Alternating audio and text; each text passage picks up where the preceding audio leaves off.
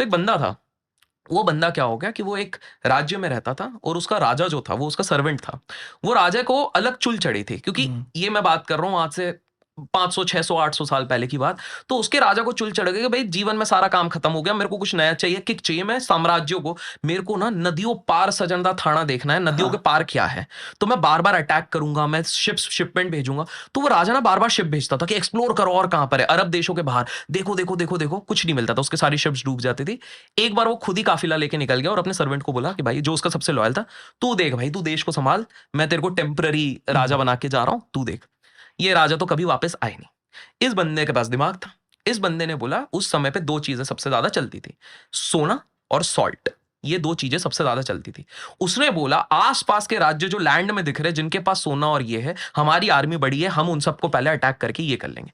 दूसरी चीज, वो टैक्सेशन सिस्टम लेके आ गया हम्म। कि भैया सब पे सबसे ज्यादा टैक्सेस लगाओ। हम्म। अब मैं बताता हूं, उनने हज की यात्रा करी थी।